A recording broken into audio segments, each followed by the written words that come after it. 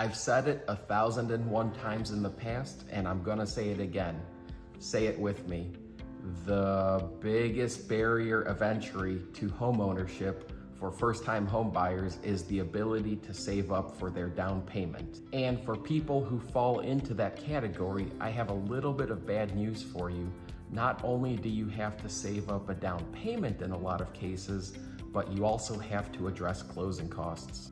So when I take a phone call from an excited home buyer saying, Justin, I'm ready to get pre-approved, I'm ready to start looking at houses, I've been able to save up $15,000 for a down payment on my $300,000 house that will allow for me to get a conventional loan with a 5% down payment.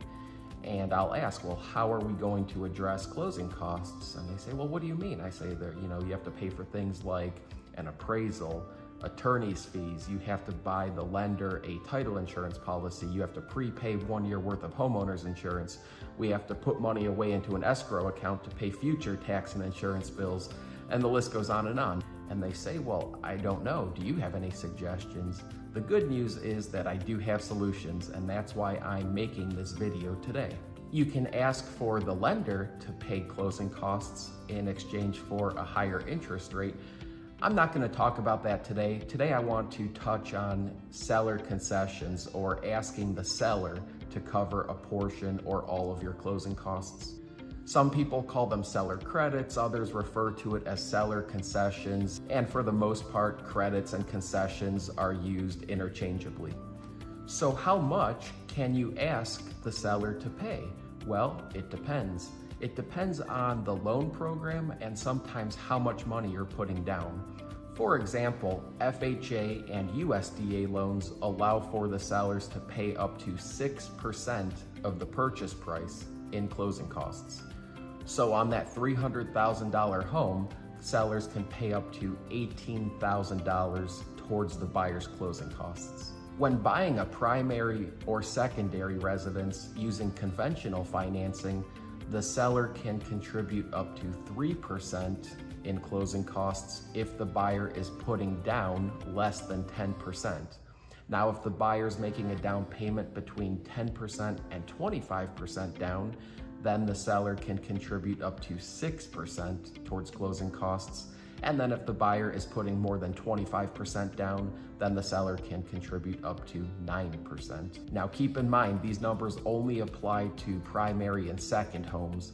When dealing with an investment property, the seller can only contribute up to 2% towards closing costs regardless of down payment amount. Finally, let's talk about VA. The VA is a little bit quirky when it comes to allowable seller credits. Really, there's two answers here. First, I'm going to talk about the technical answer, and then I'm going to touch on the practical answer. So technically, the VA guidelines do not state a maximum amount that a seller can contribute towards closing costs, but what the guidelines do say is that they can contribute up to 4% in concessions. Now, the VA, when talking about concessions, specifically means paying for things that are above and beyond traditional mortgage closing costs. This could be things like the seller paying off debts of the buyer. The buyer can actually negotiate through the VA loan that the seller pays off a few of their credit cards plus closing costs. And again, the 4% rule is technically anything above and beyond normal closing costs, where normal closing costs are uncapped. However, this is not really how it works in practice.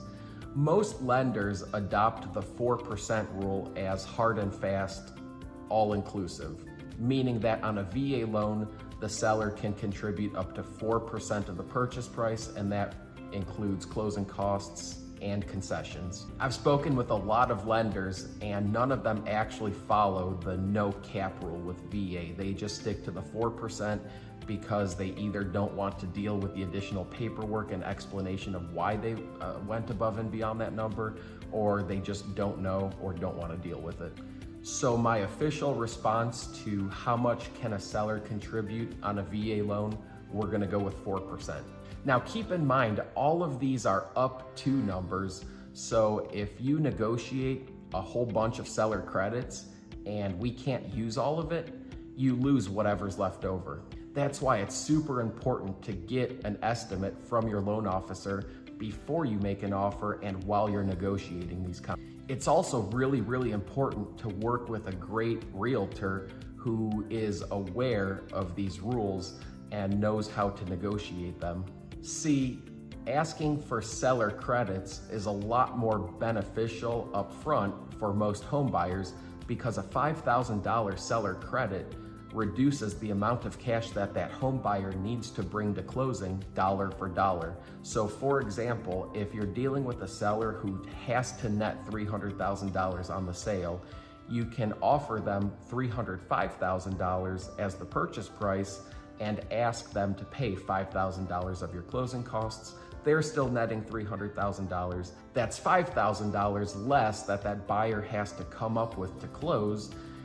And yes, the house does need to appraise for $305. If the house appraises for $300 even, you're back at square one. But that gives you the opportunity to come back to the negotiation table and ask them to reduce that price to $300 while still keeping that $5,000 credit. In a lot of cases, I've noticed that the sellers will agree to this just because they've gotten so far in the process and they just want to close.